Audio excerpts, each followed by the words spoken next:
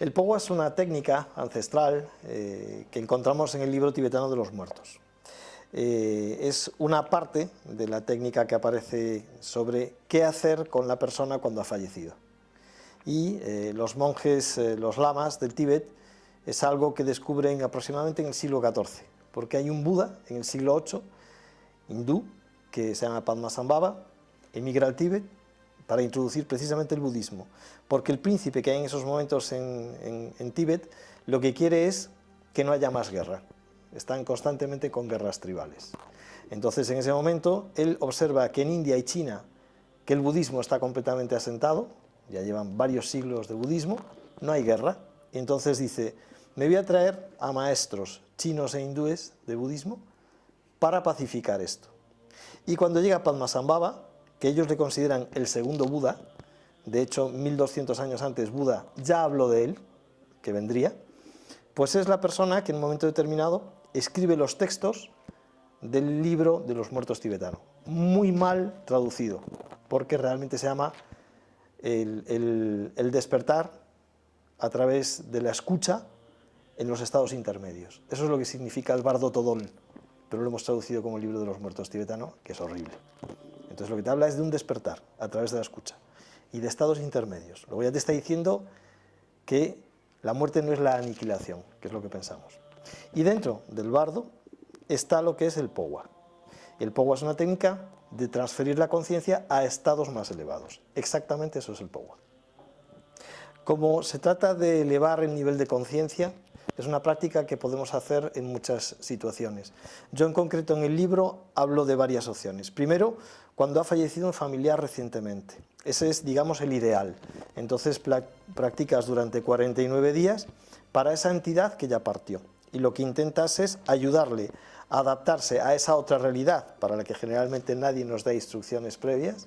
La persona se suele encontrar muy confundida al otro lado, entonces lo que intentas es guiarle de alguna forma y elevarlo al estado más elevado posible.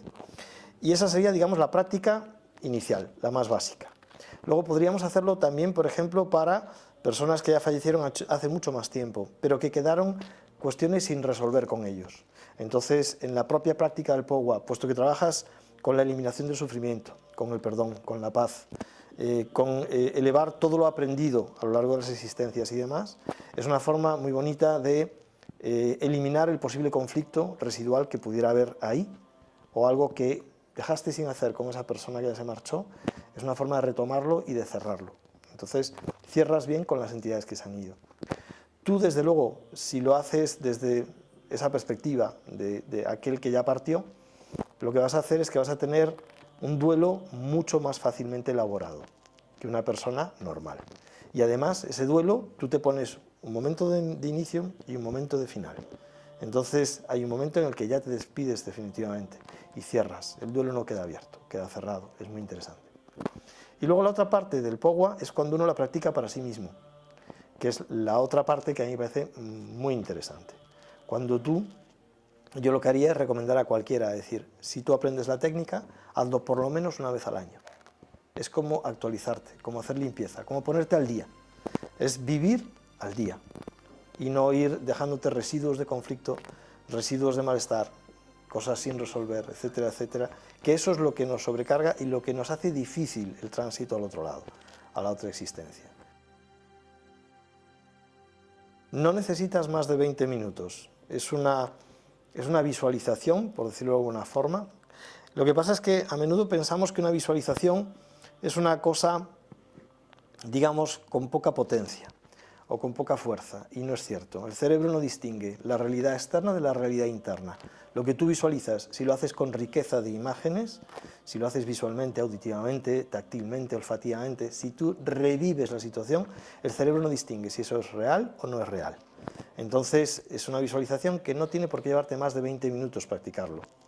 Y aún así, son 49 días, 20 minutos todos los días, y a la gente le cuesta. Realmente para mí esta técnica es independiente de ningún sistema religioso. Eso me parece algo importante a matizar. Es decir, yo no necesito ser budista para practicar esto, o a la inversa. Y si soy cristiano, yo podría practicar el Pogwa. El Pogwa es algo a más a más.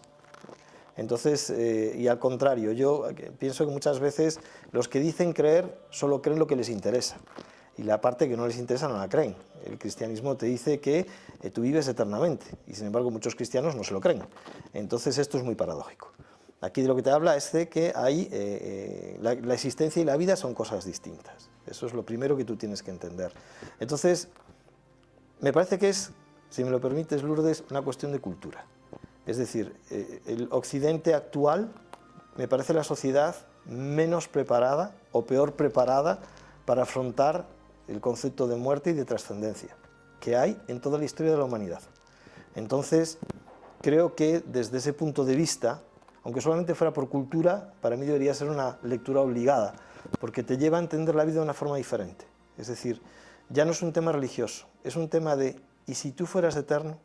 ¿Cómo gestionas eso? La muerte es lo opuesto del parto, pero no es la aniquilación del ser.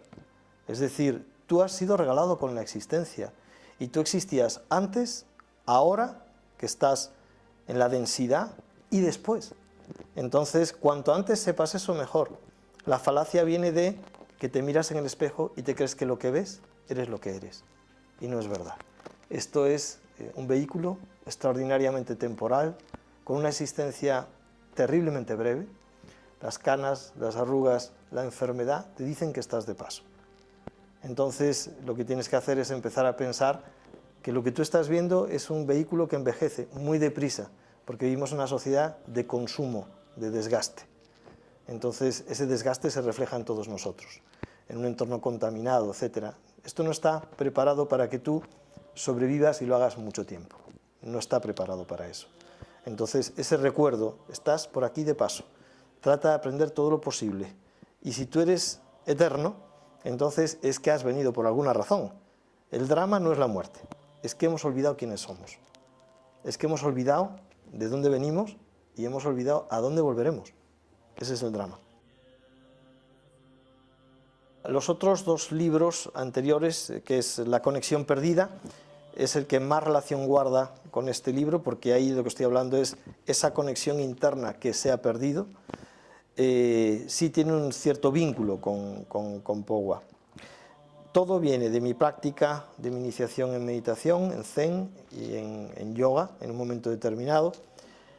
Hay un punto de inflexión en el año 93, que es cuando yo me inicio en Zen y empiezo a practicar, y entonces empiezo a entender las cosas de una forma diferente. Y sobre todo hay un punto de inflexión en 2008, que yo conozco el Pogwa en el año 2000, que empiezo a practicarlo, pero en 2008, practicándolo con mi madre, tengo una experiencia que salta de lo subjetivo a lo objetivo.